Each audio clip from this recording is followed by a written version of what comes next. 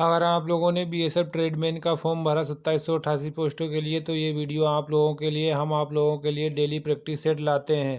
तो guys start करते हैं। यहाँ पर आपके 25 क्वेश्चन करवाने वाले हैं आपके, जो कि जीके के रहने वाले हैं। उससे पहले आप लोग अपना सिलेबस देख लें। आपका सिलेबस रहने वाला 2022 में, जो कि जीके जीएस करंट अफेयर आपकी आने वाली 25 नंबर की, मैथ आपकी 25 नंबर की, हिंदी या इंग्लिश दोनों में से एक कर सकते हो 25 नंबर की, रीजनिंग 25 नंबर की। टोटल क्वेश्चन आपके आने वाले 100 हैं, जो कि 100 नंबर के रहने वाले। पेपर आपको करने का टाइम मिलेगा 2 घंटे का। आप लोगों के लिए डेली प्रैक्टिस सेट लाते हैं हर सब्जेक्ट का। तो आप लोग प्रैक्टिस सेट लगाते रहें, अपनी तैयारी को जांचते रहें कितनी तैयारी है आप लोगों की। आप लोग अगर टेलीग्राम इसकी पीडीएफ पाना चाहते हो, तो आप लोग हमारे टेलीग्राम चैनल को ज्वाइन कर ले। वहाँ पर हम डेली पीडीएफ सेंड कर देते हैं। इन क्वेश्चनों की आपको पीडीएफ मिल जाएगी। तो स्टार्ट करते हैं। यहाँ पर क्वेश्चन आपका है, क्वेश्चन है 26वां। यहाँ पर आपको जो है ब्लैंक दिया गया है, फिर उसके बाद दिया है विनिमय दर देशी वस्तु के रूप में विदेशी वस्तुओं की सापेक्ष कीमत है। तो इसमें क्या फिल होगा ये भरना है आपको। तो इसका राइट आंसर जो हो जाएगा पहले का डी हो जाएगा। यहाँ पर भरेंगे वास्तविक विनिमय दर देशी वस्तुओं के रूप में विदेशी वस्तुओं की सापेक्ष कीमत है। तो इसका राइट आंसर जो हो जाएगा आपका डी हो जाएगा इसका right answer. Next guys question number है आपका 27वां, जो कि ये अर्थव्यवस्था से संबंधित क्वेश्चन है। 27वां ये दोनों क्वेश्चन है। फिर इसमें जो है ब्लैंक भरना है आपको। यह उत्पादन फलन को प्रतिनिधित्व करने का एक वैकल्पिक उपाय है।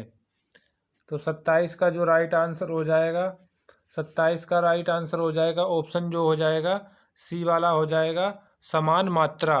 तो क्या होता है इसका आइसोक्वाट। समान मात्रा वह रेखा है जो समान उत्पादन के बिंदुओं को जोड़ती है। अर्थात किसी फर्म का आइसोक्वाट आगतों के उन सभी संयोगों को दर्शाता है जो समान उत्पाद देते हैं। यह उत्पादन फलन का प्रतिनिधित्व करता है। नेक्स्ट गाइज क्वेश्चन आपका हो जाएगा, तो इसका राइट आंसर हो जाएगा ऑप्शन आपका सी वाला हो जाएगा, समान मात्रा। नेक्स्ट क्वेश्चन नंबर है गाइज आपका 28वां। आप लोगों का कहना था कि क्वेश्चन बहुत इजी है, तो इस वीडियो में थोड़ा क्वेश्चन हार्ड लेवल के हैं। तो इसमें संयुक्त राष्ट्र, आप लोग कमेंट बॉक्स में ज़रूर बताएं कि आपने कितने क्वेश्चन सही कर दिए।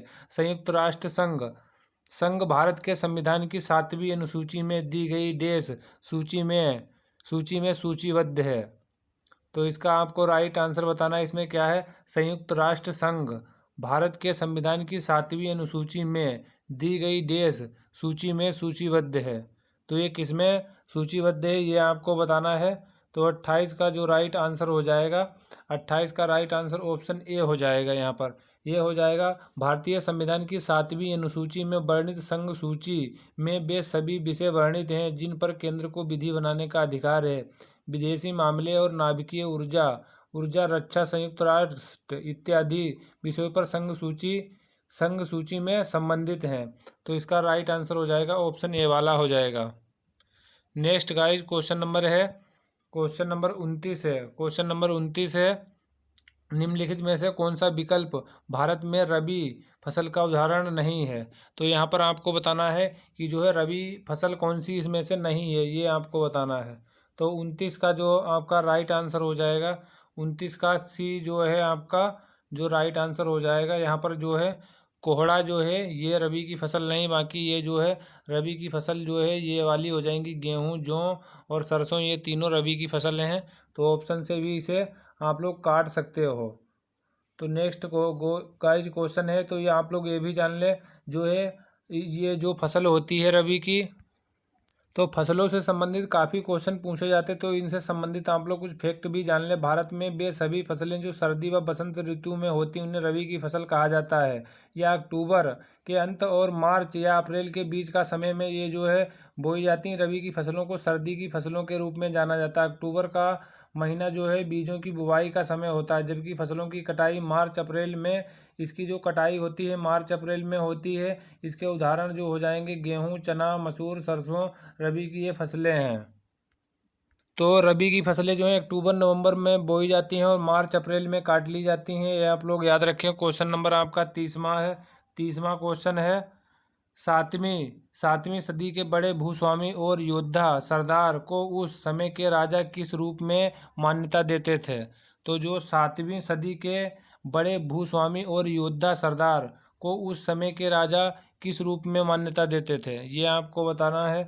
तो इसका जो राइट आंसर हो जाएगा 30 का राइट आंसर होगा ऑप्शन सी, सामंत जो है, सामंत का जो ये लोग देते थे।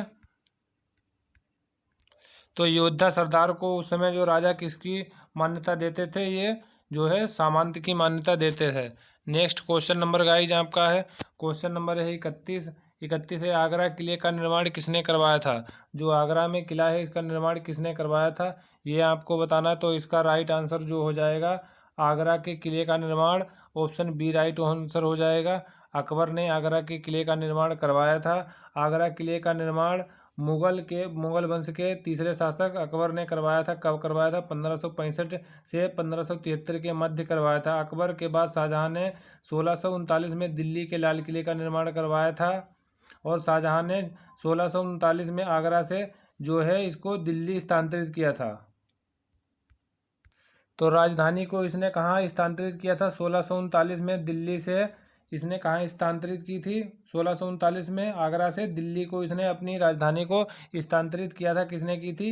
ये शाहजहां ने की थी। नेक्स्ट क्वेश्चन नंबर है आपका, इसका जो आपका राइट आंसर हो जाएगा आगरा का किले का निर्माण किसने करवाया था? तो राइट आंसर आपका बी हो जाएगा, अकबर ने करवाया था।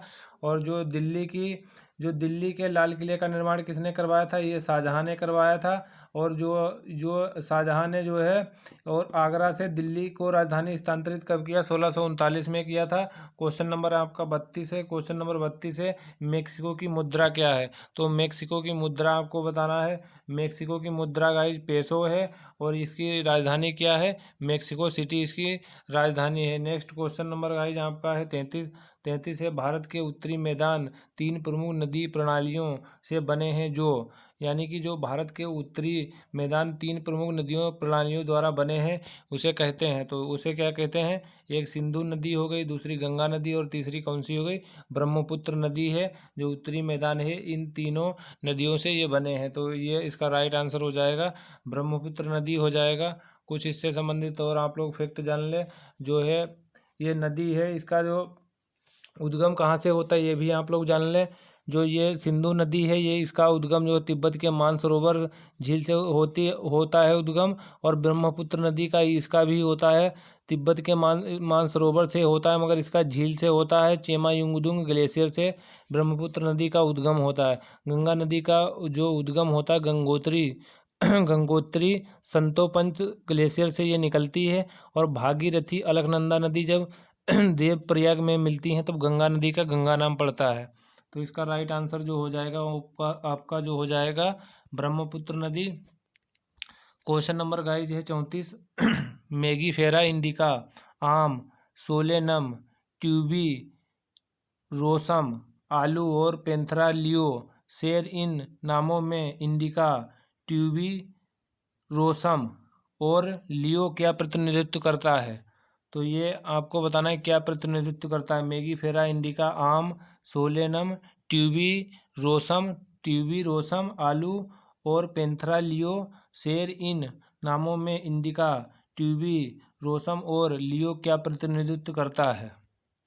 तो इसका राइट आंसर हो जाएगा जो 34 का राइट आंसर हो जाएगा ऑप्शन जो डी वाला सही हो जाएगा। इसका 34 का जो आंसर डी वाला हो जाएगा जाति संकेतक पद। तो इसका राइट आंसर ये हो जाएगा। तो किसी भी जीव के वैज्ञानिक नाम में 2 पद होते हैं, प्रथम पद वंश और दूसरा पद क्या होता है? जाति को दर्शाता है। जैसे मेगीफेरा इंडिका में मेगीफेरा जो है ये जो मेगीफेरा है इसमें ये जो मेगीफेरा दिया गया है ये क्या है इसमें हो जाएगा? ये वंश हो जाएगा और इंडिका क्या हो जाएगी? इसकी जाति हो जाएगी। तो इसका राइट आंसर ऑप्शन डी हो जाएगा। क्वेश्चन नंबर 35 है, क्वेश्चन नंबर 35 है, इसमें क्या है? क्लोरोफिल युक्त सरल थैलाइड स्वपोषी तथा मुख्यतः जलीय लवणीय, अलवणीय तथा समुद्रीय दोनों का जीव है। तो ये आपको बताना है इसमें कौन सा जो है क्लोरोफिल युक्त सरल थैलाइड और स्वपोषी मुख्यतः जलीय, अलवणीय जल तथा समुद्री दोनों का जीव है। तो 35 का जो राइट आंसर हो जाएगा ऑप्शन वाला जो है सी सही हो जाएगा। शैवाल जो होते हैं, शैवाल क्लोरोफिल युक्त होते हैं और सरल स्वपोषी होता है, जलीय संवहन ऊतक रहित ये पौधे होते हैं। इनके अध्ययन जो शैवाल होते हैं, इनके अध्ययन को क्या कहा जाता है? फाइकोलॉजी कहा जाता है। कवकों के अध्ययन को क्या कहा जाता है? माइकोलॉजी कहा जाता है। तो ये 3 प्रकार के होते हैं, हरा शैवाल, भूरा शैवाल और लाल शैवाल। कुछ ये भी आप लोग फैक्ट याद रखें। तो इसका राइट आंसर आपका हो जाएगा ऑप्शन सी वाला सही हो जाएगा। क्वेश्चन नंबर गाइज है 36 में क्या है? एनेलिड और आर्थ्रोपोडा, एनेलिड और आर्थ्रोपोडा आदि में एक ही अक्ष से गुजरने वाली रेखा द्वारा शरीर 2 समरूप दाएं व बाएं भाग में बांटा जा सकता है। इसे डेश सममित कहते हैं। तो इसे क्या कहते हैं? सममित कहते हैं। तो इसे कौन सा हो जाएगा? तो ये 36 का राइट आंसर हो जाएगा ऑप्शन डी वाला, जो हो जाएगा टोनोफोर कहते हैं इसे।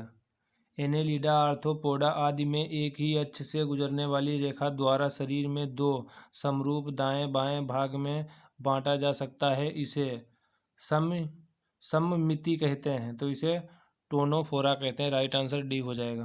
क्वेश्चन नंबर 37 है, यदि ग्रह की कक्षा में दीर्घवृत्त है तो वह बिंदु जिस पर सूर्य होता है वह क्या कहलाता है? दोबारा पढ़ देते हैं गाइज। यदि ग्रह की कक्षा दीर्घवृत्त है तो वह बिंदु जिस पर सूर्य होता है क्या कहलाता है? तो इसका राइट आंसर हो जाएगा जो है 37 का राइट आंसर हो जाएगा ऑप्शन डी। इसका राइट आंसर हो जाएगा फोकस कहलाता है। इसका राइट आंसर ऑप्शन डी हो जाएगा। सभी ग्रह सूर्य के चारों ओर दीर्घवृत्ताकार कक्षा में परिक्रमा करते हैं। सूर्य इसके फोकस पर स्थित होता है। तो इसका राइट आंसर ऑप्शन डी हो जाएगा। नेक्स्ट क्वेश्चन है गाइस, क्वेश्चन नंबर है आपका 38। क्वेश्चन नंबर है 38 में क्या बताना है आपको? सर्पी घर्षण स्थैतिक घर्षण से डैश होता है। तो क्या होता है? कम होता है, अधिक होता है, दुगना होता है, एकाकार होता है। तो इसका जो राइट आंसर हो जाएगा ऑप्शन जो डी हो जाएगा, कम होता है। कैसे कम होता है? जब कोई वस्तु फिसल रही हो तो लगने वाला बल जो होता है उसमें जब कोई वस्तु फिसल रही होती तो जो लगने वाला घर्षण होता है वो क्या होता है? सर्पी घर्षण होता है। किंतु जब कोई वस्तु विराम में हो तो उसे स्थैतिक घर्षण कार्यरत होता है और स्थैतिक घर्षण सदैव से जो है सर्पी घर्षण से अधिक होता है। तो इसका राइट आंसर आपका जो हो जाएगा ऑप्शन डी हो जाएगा। सर्पी घर्षण जो है स्थैतिक घर्षण से कम होता है और जो स्थैतिक घर्षण होता है वो सर्पी घर्षण से अधिक होता है। तो इसका राइट आंसर जो आपका हो जाएगा ऑप्शन जो है डी हो जाएगा। नेक्स्ट क्वेश्चन नंबर है गाइस 39 है, भारत का वह कौन सा जिला था जहां व्यावसायिक वानिकी के विरुद्ध चिपको आंदोलन शुरू किया गया था? जो चिपको आंदोलन ये काफ़ी बार एग्जाम से पूछा जाता, तो ये उत्तराखंड से संबंधित है। सुंदरलाल बहुगुणा ये नाम आप लोग याद रखें, ये कई बार एग्जामों में पूछा गया। इनका चिपको आंदोलन से संबंध था। तो इसका राइट आंसर जो हो जाएगा ऑप्शन डी हो जाएगा। सॉरी गाइस, इसका राइट आंसर हो जाएगा 39 का बी, चमोली से इसका संबंध हो जाएगा। चिपको आंदोलन पर्यावरण रक्षा के लिए शुरू किया गया था। यह भारत के उत्तराखंड राज्य उत्तर प्रदेश भाग में किसानों ने ये जो वृक्षों की कटाई थी उसे रोकने के लिए जो है ये इसका विरोध किया था। और ये इस शुरुआत कब हुई थी इसकी? 1970 में चिपको आंदोलन की शुरुआत की थी। और सुंदरलाल बहुगुणा का नाम याद रखें, ये कई बार आपसे पूछा गया एग्जाम में है। क्वेश्चन नंबर 40 है, केल्विन मापने की इकाई है। तो केल्विन जो है किसकी मापने की इकाई है? तो इसका राइट आंसर ऑप्शन जो हो जाएगा 40 का डी सही हो जाएगा। तापमान मापने की इकाई होती है। तो द्रव्यमान जो है किलोग्राम में नापते हैं। टाइम को, ये तो समय को आपको पता होगा, सेकंड में मापते हैं। तो जो ज्योति तीव्रता होती है इसे जो है कैंडेला में मापते हैं। और जो विद्युत धारा होती है इसे एम्पियर में। पदार्थ की मात्रा को मोल में जो है मापते हैं। नेक्स्ट गाइस, क्वेश्चन नंबर आपका है 41। नेक्स्ट क्वेश्चन है आपका, क्वेश्चन नंबर है 41 में क्या है? लोहे पर जंग लगने की प्रक्रिया को कहते हैं। जो लोहे पर जंग लगती है उसी प्रक्रिया को क्या कहते हैं? तो इसका राइट आंसर ऑप्शन हो जाएगा 41 का जो है राइट आंसर ऑप्शन ए हो जाएगा। जंग लगना ही इसे कहा जाता है, क्योंकि यहाँ पर बाकी कोई ऑप्शन नहीं दिए गए हैं। तो इसका यही होगा ऑप्शन, जंग लगना ही कहता है। तो यहाँ पर जो है ऑप्शन कोई दूसरा दिया गया नहीं है, तो वैसे यहाँ पर लोहे पर जंग लगना एक रेडॉक्स अभिक्रिया होती है, जो कि यहाँ पर ऑप्शन दिया नहीं है। तो ऑप्शन इसका राइट आंसर ऑप्शन जो हो जाएगा ये वाला ही सही हो जाएगा। नेक्स्ट क्वेश्चन है गाइस, क्वेश्चन नंबर 42 है, डैश सूर्य से निकलने वाले पराबैंगनी विकिरण अल्ट्रावायलेट रेडिएशन को अवशोषित करने वाले कवच का काम करता है। तो जो सूर्य से अल्ट्रावायलेट जो रेडिएशन पराबैंगनी किरणें निकलती हैं उसे अवशोषित करने वाले कवच का क्या नाम है?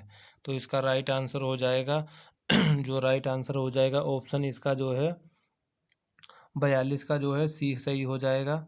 42 का जो हो जाएगा गाइज 42 का राइट आंसर गाइज हो जाएगा जो आपका बी ऑप्शन सही हो जाएगा। समताप मंडल, जो समताप मंडल की वायुमंडल की दूसरी परत होती है, इसकी ऊंचाई 50 किलोमीटर तक होती है। इस परत में 35 से 50 किलोमीटर की ऊंचाई पर ओजोन परत स्थित होती, जो पृथ्वी की हानिकारक जो होती हैं किरणें, पराबैंगनी किरणें, वो उसे ये अवशोषित कर लेती है। तो ये इसका राइट आंसर ऑप्शन बी हो जाएगा। आपसे एग्जाम में कभी कभी ये भी पूछा जा सकता है कि जो ओजोन परत है किस मंडल में पाई जाती है, तो ये समताप मंडल में पाई जाती है। नेक्स्ट गाइज क्वेश्चन है आपका, नेक्स्ट क्वेश्चन है क्वेश्चन नंबर 43 है, उड़ीसा में प्रसिद्ध सूर्य मंदिर का निर्माण करवाने वाले शासक निम्नलिखित में से राजवंशों में से किससे संबंधित है? किससे संबंधित हैं? तो ये आपको बताना, उड़ीसा में जो प्रसिद्ध सूर्य मंदिर का निर्माण करवाने वाले शासक निम्नलिखित राजवंशों में से किससे संबंधित है? तो इसका राइट आंसर हो जाएगा 43 का जो हो जाएगा ऑप्शन जो है 43 का डी सही हो जाएगा, गंग वंश से संबंधित है। तो गंग वंश के राजा नरसिंह देव प्रथम ने जो है अपने वंश का वर्चस्व सिद्ध करने हेतु राजसी घोषणा से कोणार्क मंदिर का निर्माण का आदेश दिया था। 1200 वास्तुकारों और कारीगरों की सेनाओं ने अपनी सृजनात्मक प्रतिभा और ऊर्जा से परिपूर्ण कला से 12 वर्षों की कथक मेहनत से इसका निर्माण किया था। नेक्स्ट गाइस क्वेश्चन नंबर है 44 आपका, इलेक्ट्रोकार्डियोग्राफी जिसे क्या बोलते हैं? ईसीजी बोलते हैं, का आविष्कार किसने किया था? तो इसका आविष्कार जो किया था इसका राइट आंसर हो जाएगा ऑप्शन ए, विलियम एंथोवेन ने इसका आविष्कार किया था। क्वेश्चन नंबर गाइज 45 है, क्वेश्चन नंबर 45 है, वह परिवर्तन जिसमें किसी पदार्थ के भौतिक गुणों परिवर्तन हो जाता है उसे कहते हैं, तो उसे क्या कहते हैं या कहलाता है? तो इसका राइट आंसर 45 का जो हो जाएगा 45 का राइट आंसर ऑप्शन डी हो जाएगा। ऑप्शन डी भौतिक परिवर्तन, वह परिवर्तन जिसमें किसी पदार्थ के भौतिक गुणों में परिवर्तन हो जाता है कहलाता, तो यह भौतिक परिवर्तन कहलाता है 45 का डी। तो यहाँ पर जो है जल का वाष्प में बदलना ये क्या है? भौतिक परिवर्तन। जैसे जल जो होता है वाष्प में बदल जाता है तो इसे भौतिक परिवर्तन ही कहेंगे। क्वेश्चन नंबर गाइस 46 है, चार मीनार भारत के किस शहर में स्थित है? तो चार मीनार भारत के किस शहर में स्थित है? इसका राइट आंसर जो ऑप्शन डी हो जाएगा, हैदराबाद में स्थित है। तो इसका निर्माण भी पूछा जाता है 1591 में कुतुब शाही वंश के शासक सुल्तान मोहम्मद कुली कुतुब ने इसका निर्माण करवाया था। ये भी आप लोग गाइज पूछा जाता है एग्जाम में। कुतुब शाह ने अपनी राजधानी गोलकुंडा को बनाया था हैदराबाद से स्थानांतरित करके। क्वेश्चन नंबर गाइज आपका 47 है, 47 से लोहे पर जिंक की परत चढ़ाने के प्रक्रम को क्या कहते हैं? जो लोहे पर जो जिंक की परत चढ़ाई जाती है उसको क्या बोलते हैं? तो उसे जो है उसे गाइज क्या बोलते हैं? यसद लेपन या गैल्वेनाइजेशन भी बोलते हैं, जो लोहे पर जिंक की परत चढ़ाई जाती है। क्वेश्चन नंबर गाइज है 48 में क्या दिया गया है? इसमें उपन्यास डार्कनेस एट नून के लेखक विक्टर लावल्ले हैं। तो इसका राइट जो लावल्ले हैं। दूसरा दिया गया उपन्यास द ग्रेट गेट्सबाय के लेखक एफ स्कॉट फिटजेराल्ड हैं। तीसरा दिया गया है उपन्यास the sound and the fury के लेखक एल रॉन हवार्ड हैं। तो इसका जो तीनों ऑप्शन दिए गए हैं। तो 48 का राइट आंसर जो हो जाएगा 48 का राइट आंसर ऑप्शन सी वाला सही हो जाएगा, जो कि पहला और तीसरा सही है। पहला वाला ऑप्शन सही है। उपन्यास पहला दिया गया डार्कनेस एट नून के लेखक कौन है? विक्टर लावल्ले हैं। तीसरा दिया गया उपन्यास the sound and the fury, fury के लेखक कौन है? एल नॉन हवार्ड, जो इसके उपन्यास के लेखक हैं। तो इसका राइट आंसर हो जाएगा ऑप्शन तीसरा वाला सही हो जाएगा, वो सी वाला तीसरे का। क्वेश्चन नंबर गाइस 49 है आपका। 49 है पादप वायरस टीएमबी का पूर्ण रूप क्या है? तो 49 का जो हो जाएगा राइट आंसर, इसका जो है आपको फुल फॉर्म बताना है। टीएमबी का फुल फॉर्म जो हो जाएगा ऑप्शन बी वाला सही हो जाएगा, टोबैक मार्बल वायरस। इसका जो राइट आंसर हो जाएगा tobacco marble virus right answer हो जाएगा, टोबैको मार्बल वायरस।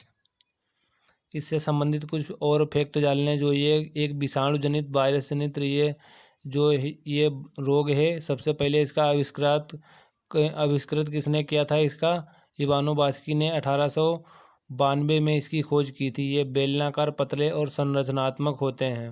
और टीएमबी में जो इसका आवरण होता है वायरस में, ये प्रोटीन का आवरण बना होता है। नेक्स्ट गाइस क्वेश्चन नंबर आपका लास्ट है। 50वां निम्नलिखित में से किस तारीख को विश्व मस्तिष्क ट्यूमर दिवस के रूप में बनाया जाता है? तो ट्यूमर दिवस बताना है आपको, विश्व मस्तिष्क ट्यूमर दिवस। 50 का राइट आंसर हो जाएगा ये 8 जून को विश्व में ट्यूमर दिवस के रूप में मनाया जाता है, 8 जून को। तो गाइस आपके 25 क्वेश्चन हमने करवाए हैं, कितने आपने सही करें तो वो कमेंट बॉक्स में कमेंट ज़रूर करें। तो आशा करते हैं कि आप लोगों को वीडियो पसंद आया होगा। तो गाइस ये एक वीडियो हमने बनाया था रीजनिंग में, उसमें हमने जो है आंसर एक क्वेश्चन का गलत बता दिया, उसे टिक करना था हमें बी वाले को, और हमने ऑप्शन ए वाला टिक कर दिया था। और एक क्वेश्चन और था जीके का शायद था, उसमें गलत हमने क्वेश्चन बता दिया था, ऑप्शन गलत टिक कर दिया था। तो कई लोग कमेंट कर रहे थे कि पढ़ाना नहीं आता तो क्यों पढ़ाते। तो गलती तो गाइज हो जाती है किसी से भी, मगर हमने कमेंट बॉक्स में कमेंट भी कर दिया था कि हमसे गलती से ऑप्शन टिक हो गया है, तब भी काफ़ी लोग कमेंट करते रहते हैं। तो ये छोटी छोटी बातें होती हैं, तो आप लोग इसे मैनेज कर लिया करें। Thank you guys.